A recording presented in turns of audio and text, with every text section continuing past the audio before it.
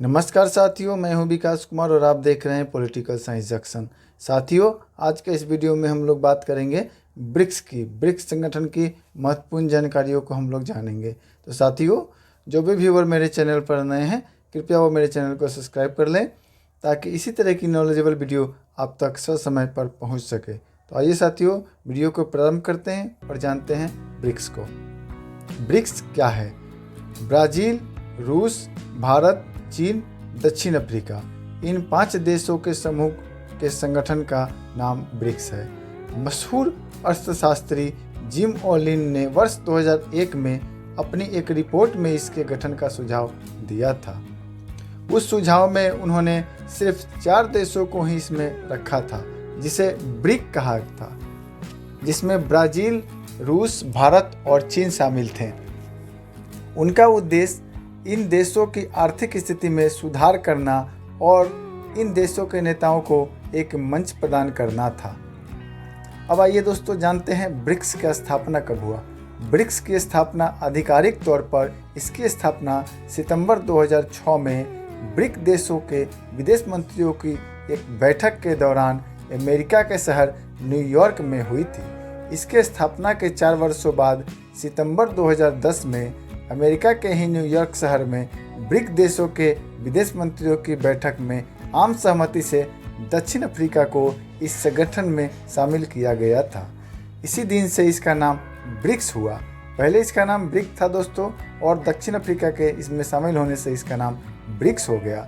साथियों, ब्रिक्स की अध्यक्षता कैसे होती है और कौन करता है, इसको हम लोग आज इसमें जानेंगे।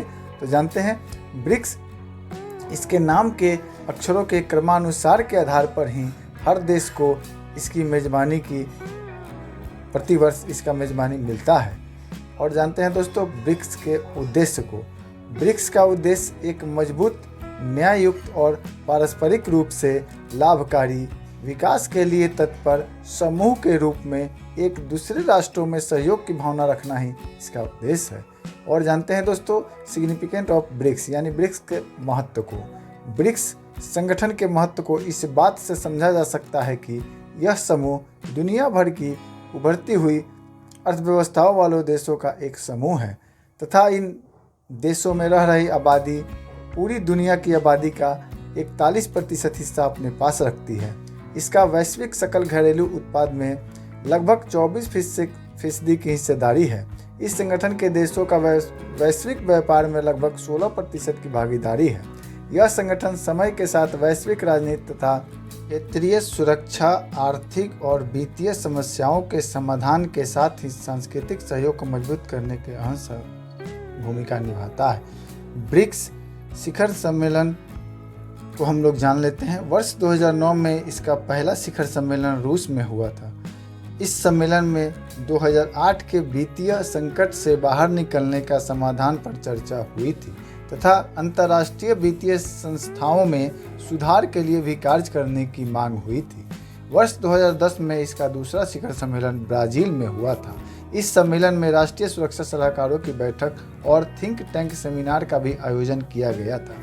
ब्रिक्स देशों के कृषि मंत्रियों के बीच कृषि विकास से संबंधित मुद्दों पर चर्चा हुई थी। एक दूसरे के विकास के लिए सभी देशों के बैंकों के बीच एक सहयोग समझौते पर भी हस्ताक्षर हुआ था। वर्ष 2011 में इसका तीसरा शिखर सम्मेलन चीन में हुआ। इस सम्मेलन में दक्षिण अफ्रीका ने भी भाग लिया।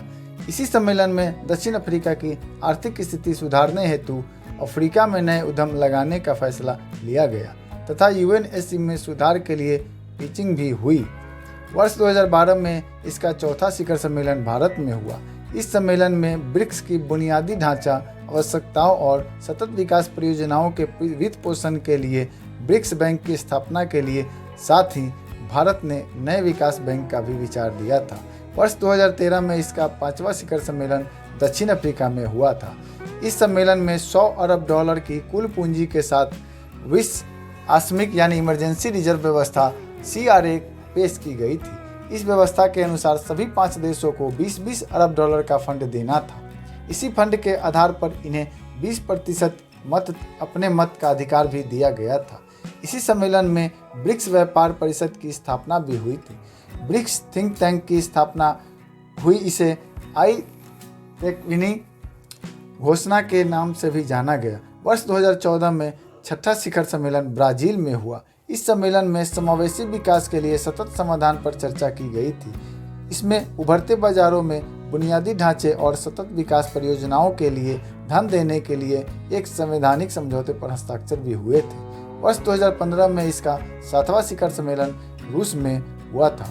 इस सम्मेलन में CRA और न्यू डेवलपमेंट बैंक के समझौते पर हस्ताक्षर हुए थे। वर्ष 2016 में इसका 8वां शिखर सम्मेलन भारत में हुआ।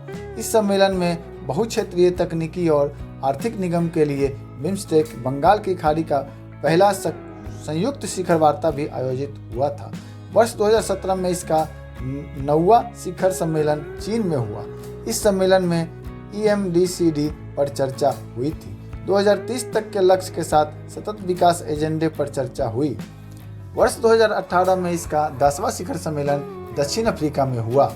इस सम्मेलन में चौथी औद्योगिक क्रांति की चर्चा भी के साथ ही जलवायु परिवर्तन के सतत विकास के विभिन्न आयामों पर भी चर्चा हुई थी। वर्ष 2019 में इसका 11वां शिखर सम्मेलन ब्राजील में आयोजित हुआ था। इस सम्मेलन का थीम था एक अभिनव भविष्य के लिए आर्थिक विकास। इसी सम्मेलन में ब्रिक्स ने ब्रासिलिया घोषणा पत्र की पुष्टि हुई थी। वर्ष 2020 में इसका 12वां शिखर सम्मेलन रूस में हुआ। इस समय कोरोना काल चल रहा था, जिस कारण यह सम्मेलन वीडियो कॉन्फ्रेंस के माध्यम से हुआ था।